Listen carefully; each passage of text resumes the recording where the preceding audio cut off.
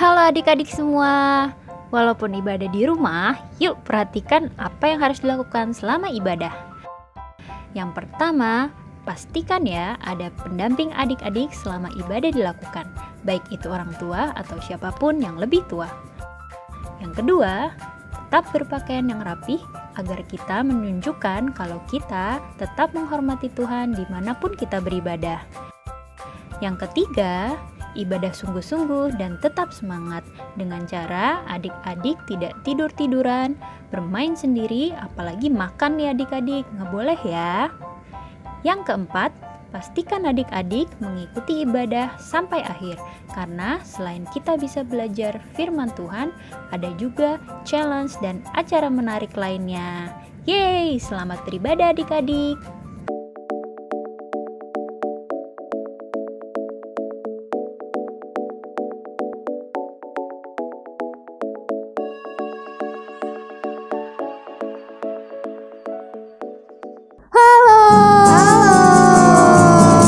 Apa kabarnya adik-adik? Luar biasa dong. Oke, sebelum kita mulai sekolah minggu kita mau bersama-sama lipat tangan, tutup mata, kita berdoa lebih dahulu. Ikutin koko berdoa, lipat tangannya, tutup matanya. Tuhan Yesus, Tuhan Yesus, terima kasih terima kasih karena atas berkat-Mu atas berkat-Mu kami bisa kami bisa bangun bangun dari tidur kami. dari tidur kami. Sebentar kami akan mengikuti sekolah minggu. sekolah minggu. Tuhan berkati kami Tuhan berkati kami supaya kami bisa duduk diam, duduk diam, dengar-dengaran, mendengar firman Tuhan. mendengar firman Tuhan. Tuhan berkati Tuhan berkati jalannya ibadah ini jalannya ibadah ini dari awal, dari pertengahan, hingga pada akhirnya. hingga pada akhir. Terima kasih Tuhan Yesus. Terima kasih Tuhan Yesus. Dalam nama Tuhan Yesus, Dalam nama Tuhan Yesus, kami berdoa. Kami berdoa. Amin. Amin. Oke, langsung aja kita mau mulai sekolah minggu kita. Tapi sebelumnya kita mau sampai bangkit berdiri. Coba bangkit berdiri. Coba siapa yang semangat? Angkat tangannya. Siapa yang semangat? Tepuk tangannya. Kalau semangat coba pegang hidungnya. Oke, semuanya kakak lihat ini semangat-semangat semua. Kita langsung nyanyi lagu kita yang pertama. Berani tampil beda.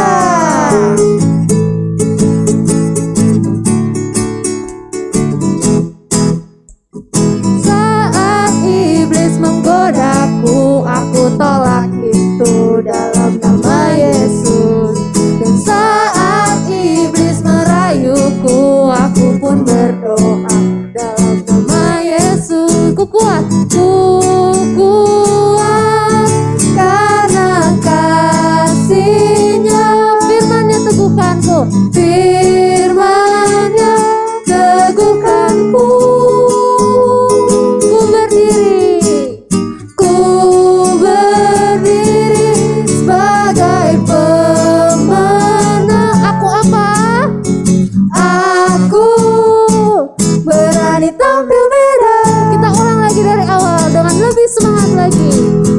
Saat iblis menggodaku, aku tolak itu dalam nama Yesus. Dan saat iblis merayuku, aku pun berdoa dalam nama Yesus. Ku kuat karena kasih-Nya. Firman-Nya teguhkanku. Firman-Nya teguhkanku. Aku berdiri. Ku berdiri sebagai pemenang. Aku apa? Aku berani tampil beda. Ku kuat. Ku kuat karena kasih-Nya. Firman-Nya. Firman-Nya teguhkanku. Ku berdiri sebagai pemenang. Ku berdiri sebagai pemenang. Aku berani tampil beda. Yeay, mantap. Jadi ingat kalau iblis menggoda kita harus ngapain kakak-kakak? menolak. Betul, menolaknya dalam nama Tuhan Yesus. betul. Oke, kita lanjut. Lagu kita yang kedua apa, Kak? Gue juga gak ingat. Hati yang gembira. Kita lanjut lagu kita yang kedua apa, Kak? Hati yang gembira. Yang gembira semuanya. Bangkit berdiri, kita sambil nyanyi tepuk tangan.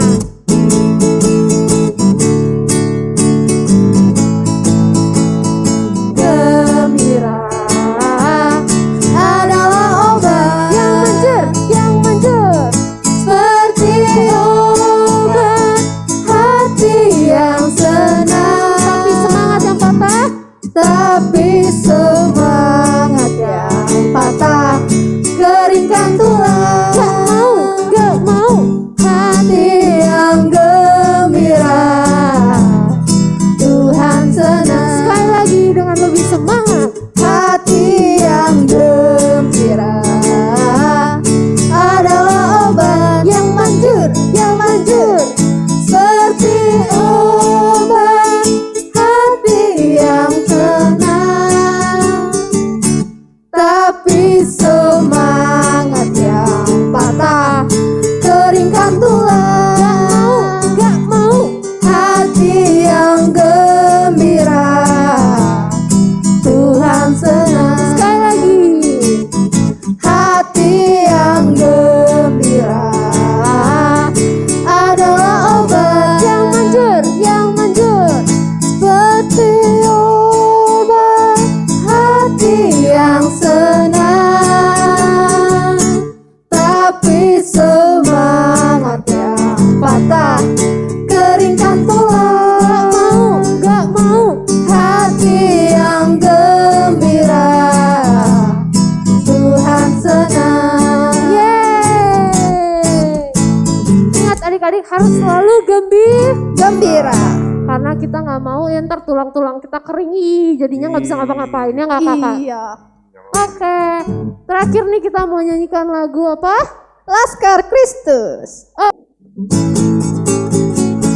Ayo semua bangkit berdiri pakai gerakan. Saya bukan pasukan berjalan, pasukan berkuda, pasukan menembak.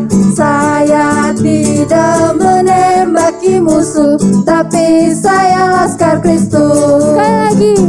Saya bukan pasukan berjalan, pasukan berkuda, pasukan menembak. Saya tidak menembaki musuh, tapi saya Laskar Kristus. Saya Laskar Kristus. Saya Laskar Kristus. Siap gerak der. Saya Laskar Kristus. Siap gerak der.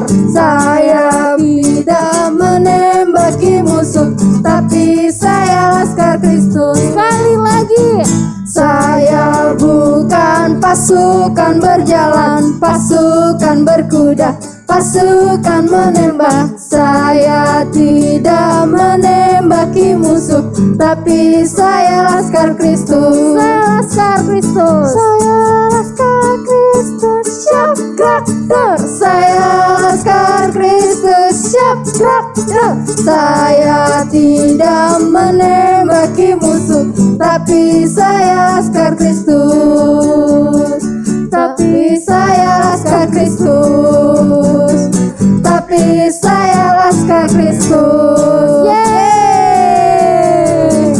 Oke adik-adik, sebelum kita mendengarkan firman Tuhan, sama-sama kita lipat tangan, kita tenangkan hati kita mau berdoa. Ikutin kakak berdoa ya. Tuhan Yesus, Tuhan Yesus, terima kasih. terima kasih. Kami telah Kami telah menyanyi, memuji memuji nama Tuhan. nama Tuhan. Sebentar, Sebentar kami kami akan akan mendengarkan mendengarkan firman Tuhan. firman Tuhan. Tuhan tolong Tuhan tolong agar kami agar kami bisa mengerti bisa mengerti dan melakukan dan melakukan firman Tuhan. firman Tuhan. Dalam nama Tuhan Yesus, Dalam nama Tuhan Yesus, kami berdoa. kami berdoa. Amin. Amin.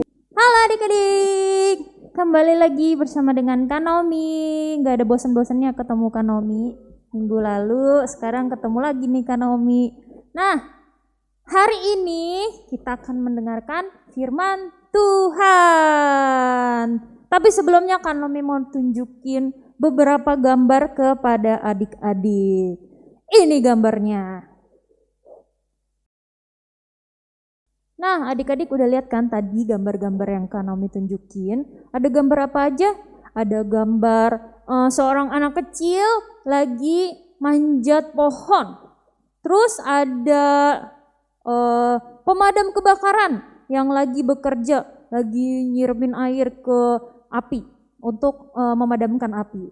Terus ada juga gambar anjing lagi menggonggong. Nah, kenapa sih ya Kanomi nunjukin gambar-gambar ini? Nah, kalau Kanomi mau sambungkan dengan firman Tuhan dengan cerita hari ini adalah Kanomi mau sambungkan dengan satu kata. Satu katanya itu adalah Kanomi tunjukin nih satu katanya di layar.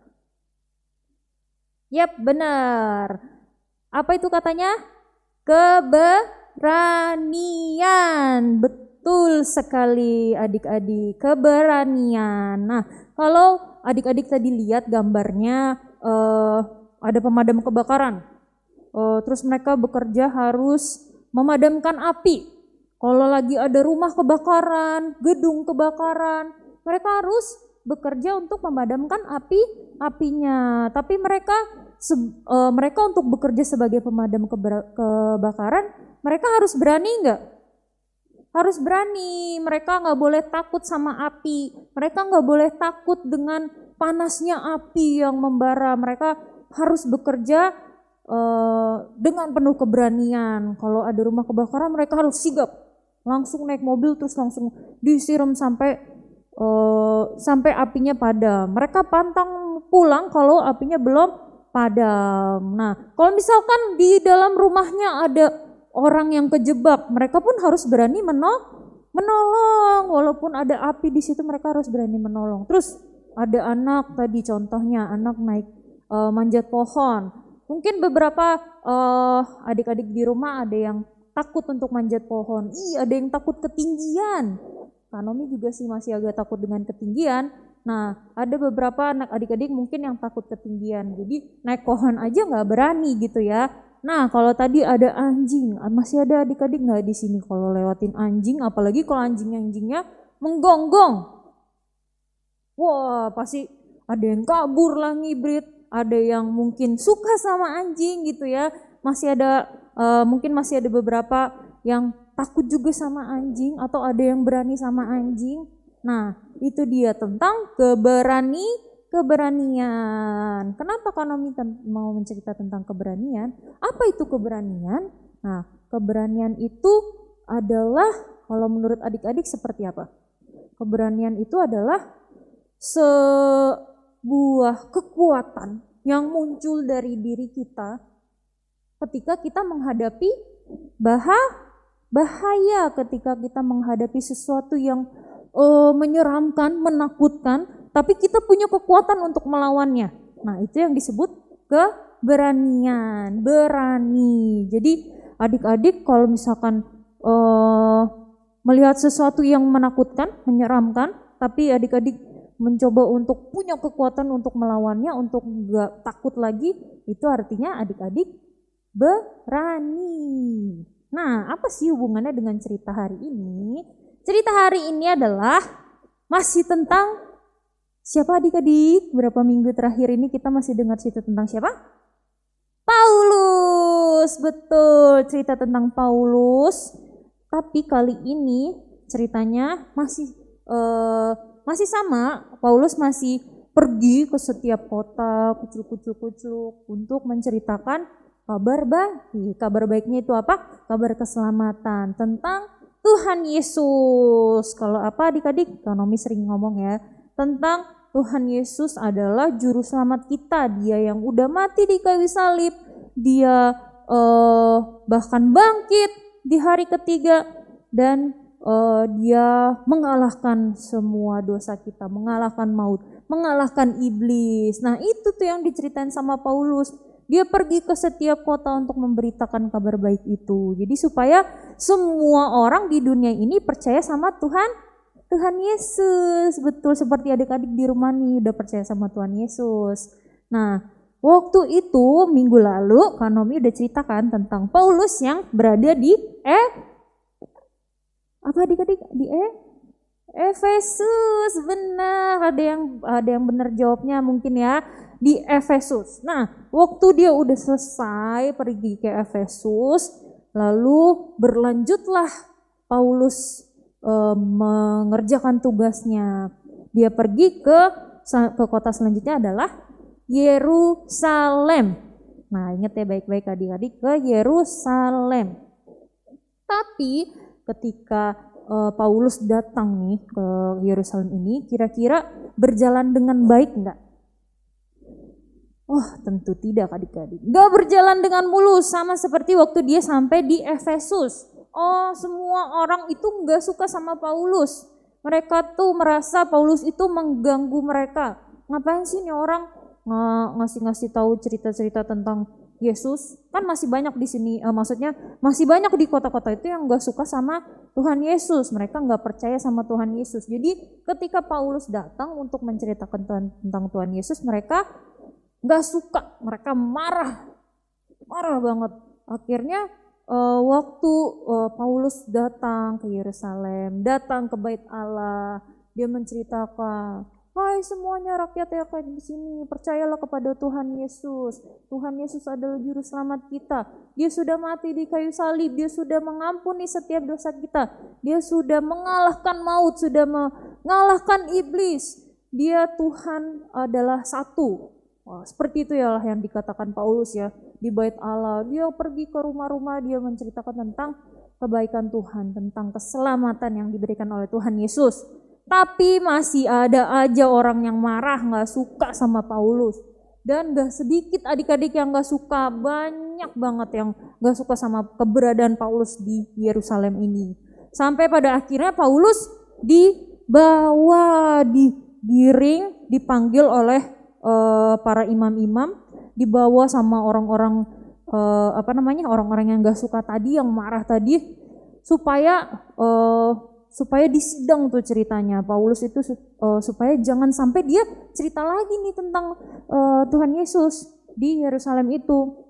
Mereka bikin suasananya gaduh, mereka marah, usir Paulus. Mungkin kalau kali saat itu mereka teriak-teriak suruh usir Paulus kali ya.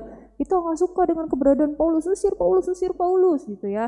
Mungkin pada saat itu mereka sangat geram dan marah. Mereka membuat kegaduhan di kota Yerusalem itu. Tapi Paulus kira-kira nyerah atau enggak? Dia takut apa enggak?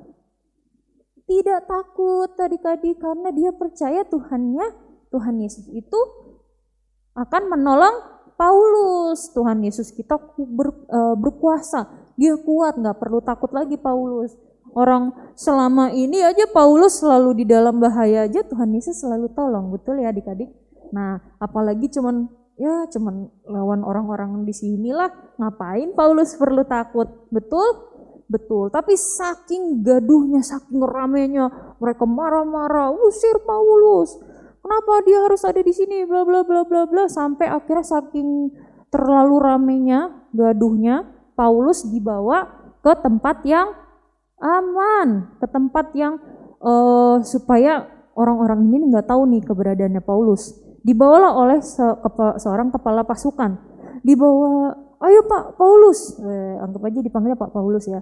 "Pak Paulus, ayo ikut kami. Kita pergi ke tempat yang aman." Nah, supaya Paulus ini jangan sampai jangan sampai dia jadi nggak selamat ya, karena orang-orang yang jahat ini marah-marah kepada Paulus, dimasukkan ke tempat yang lebih aman. Nah, tapi kira-kira berakhir di situ enggak kemarahan mereka? Tidak. Mereka masih marah, mereka tahu Paulus itu pasti masih ada di sini gitu. Mereka marah dan mereka akhirnya membuat sebuah rencana. Wah, membuat rencana. Adik-adik suka membuat rencana nggak tuh kalau di rumah? Nanti aku mau kayak gini, nanti aku mau kayak gini. Nah, itu yang dilakukan oleh orang-orang yang tadi, yang marah-marah tadi. Bahkan ada sekitar lebih dari 40 orang katanya. Lebih dari 40 orang membuat sebuah rencana jahat. Waduh, apa tuh adik-adik rencana jahatnya? Mereka merencanakan untuk membunuh Paulus. Ih, serem ya adik-adik, mereka merencanakan sebuah rencana jahat, yaitu membunuh Paulus. Dan pada akhirnya kira-kira terjadi gak sih kalau mereka akhirnya membunuh Paulus? Oh tidak, justru waktu pada saat mereka merencanakan itu, waktu mereka diskusi nih, jadi gimana nih besok kita, gimana kalau kita bunuh Paulus? Oke, mereka semua pada setuju. Gimana kalau nanti kita sergap dia di tengah jalan, waktu dia lagi sendirian, atau waktu dia lagi lengah. Ayo kita sergap dia terus kita bunuh aja rame-rame. Wah, mereka bikin rencana, nanti kita bawa aja dia jalan ke arah mungkin ke arah satu tempat, terus mereka ngumpet di suatu tempat supaya habis itu kita sergap nih si Paulus ini, lalu kita bunuh rame-rame. Nah, setelah mereka bikin rencana sebaik mungkin, tapi ternyata saat mereka lagi mau merencanakan rencana jahat itu, ada satu orang yang mendengarkan rencana mereka. Siapa satu orang itu? Dia adalah seorang anak-anak. Dia adalah keponakannya Paulus. Dia adalah keponakan Paulus. Dia nggak sengaja mendengarkan rencana jahatnya itu. Wah, pas mereka lagi rencanain, oh ya kita mau bunuh Paulus gini, tiba-tiba ternyata di belakang ada anak kecil yang mendengarkan seluruh rencananya. Nah, kira-kira apa nih? Kalau adik-adik diposisikan sebagai anak kecil itu mendengarkan rencana jahat. Kalau om kita nih, paman kita ini mau dibunuh sama orang-orang, apa yang akan kamu lakukan? Takut? Kabur? Nangis? Nah, itu dia tadi yang Kak Naomi bilang, Kak Naomi ceritakan tentang keberanian. Anak ini justru keponakannya Paulus ini, dia walaupun dia merasa deg-degan, dia takut, aduh om aku mau dibunuh, waduh ini orang-orang jahat, ada banyak banget yang akan membunuh om aku. Tapi walaupun dia takut, Tuhan memberikan dia kekuatan, memberikan dia keberanian supaya apa? Dia bisa memberitahukan kepada omnya kalau omnya ini sedang dalam bahaya. Dia mencoba untuk berani. Oke, aku nggak boleh takut lagi. Aku harus kasih tauin om aku nih supaya dia selamat, supaya dia bisa menyelamatkan diri dan jangan sampai dia terbunuh. Akhirnya dia lari. Kalau adik-adik memposisikan diri sebagai anak ini, wah deg-degan ya, takut lari-lari mencari omnya, kemana nih om aku, gitu kan? Aku harus menyelamatkan dia gitu. Untuk untuk kasih tahu tentang rencana jahat ini. Dia lari tergesa-gesa mencari mana om aku. Sampai akhirnya dia menemukan si Om Paulus ini. Om, gawat nih om, gawat. Kenapa gitu? Tenang, ayo ceritakan kenapa. Om, gawat om. Ada banyak pasukan, ada banyak orang-orang yang merencanakan jahat terhadap om. Apa itu kira-kira? Mereka akan membunuh Om Paulus. Wah, akhirnya setelah dia ceritakan secara detail, secara rinci rencananya orang-orang jahat ini, Paulus akhirnya membawa keponakannya kepada kepala pasukan tadi yang menyelamatkan Paulus untuk diceritakan kembali apa yang didengar oleh anak ini gitu tentang rencana jahat. Akhirnya diceritakan lagi dari awal. Iya, mereka mau merencanakan jahat, mereka akan menyergap Om Paulus ini di tengah jalan untuk membunuhnya. Jadi mereka merencanakan supaya para imam ini manggil Paulus, dan ketika dia dalam perjalanan mereka menyergap Paulus dan dibunuh. Sampai akhirnya mereka sudah paham dengan rencana jahat ini, akhirnya mereka mengerahkan seluruh pasukannya, ada ratusan bahkan pasukan berkuda semuanya untuk menjaga Paulus, untuk mengkawal Paulus pergi dan mencari tempat yang lebih aman. Akhirnya selamatlah Paulus dari rencana pembunuhan. Karena Paulus juga tidak takut, Tuhan selalu bilang kepada Paulus, kuat dan teguhkanlah hatimu. Nah, nanti ayat hafalan kita itu tuh adik-adik. Tuhan selalu bilang untuk kuatkanlah hatimu Paulus, kuatkanlah hatimu Paulus. Begitulah apa yang dikatakan Tuhan dan itu menguatkan Paulus. Jadi Paulus nggak perlu takut lagi nih kepada orang-orang jahat ini. Dia tahu Tuhan Yesus pasti menolong. Nah, akhirnya kabar gembiranya Paulus selamat setelah karena keberaniannya keponakannya untuk kasih tahu tentang rencana jahat, dan keberaniannya juga Paulus dan kepercayaannya Paulus kepada Tuhan bahwa dia pasti selamat. Yeay! Akhirnya Om Paulus menang lagi nih melawan orang-orang jahat. Tuhan yang berkuasa, Tuhan yang baik. Nah, adik-adik di rumah, kita belajar sesuatu dari firman Tuhan hari ini. Kita mau berani, gak boleh takut lagi. Apa sih kira-kira adik-adik yang adik-adik takutin? Kecoa kah? Hantu? Atau adik-adik takut gelap? Atau tadi takut anjing kalau gonggong? Atau takut lagi sendirian, takut ditinggal sama papa mamanya? Atau takut apapun yang dirasakan adik-adik? Kalau Naomi juga mungkin masih ada beberapa perasaan takut di dalam diri Kak Naomi. Nah, tapi satu hal yang harus kita percayai, kalau Tuhan Yesus selalu berada di samping kita, walaupun kita nggak merasakan, kita nggak lihat, tapi kita percaya Tuhan selalu ada di samping kita. Dia menolong kita, Dia menguatkan kita, Dia memberikan kita keberanian. Jadi kita nggak perlu takut lagi, kita berani karena Tuhan kita itu besar, Dia berkuasa, gitu loh. Nggak perlu takut lagi adik-adik. Ya, itu dia firman Tuhan hari ini. Nah, supaya adik-adik dikuatkan lagi, terus diingat-ingat lagi firman Tuhannya, dipelajari lagi supaya sepanjang minggu ke depan adik-adik belajar supaya untuk berani lagi. Oke, itu dia firman Tuhan. Kiranya firman Tuhan ini menguatkan hati kita semua, memberkati kita semua. Amin. Yuk kita berdoa menutup firman Tuhan kita pada hari ini.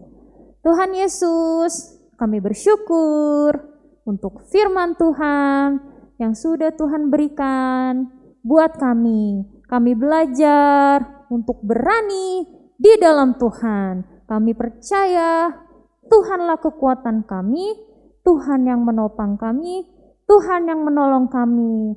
Oleh karena itu, kami tidak perlu takut lagi seperti Paulus dan keponakannya.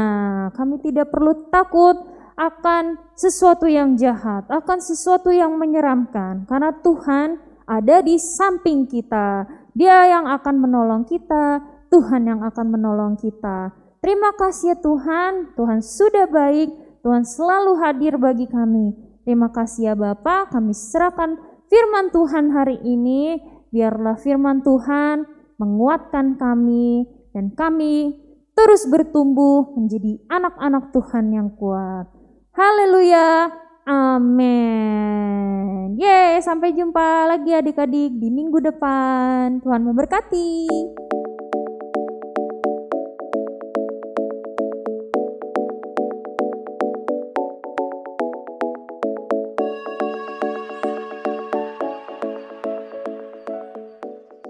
Halo adik-adik. Halo.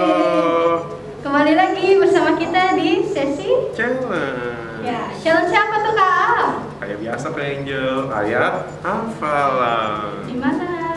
Di Ulangan 31 ayat Ayat 6. Kita bacain bareng-bareng ya Kak Angel. 1, 2, 3. Kuatkan dan teguhkanlah hatimu. Wih, gampang banget Kak Angel, pendek banget ya. Banget ya.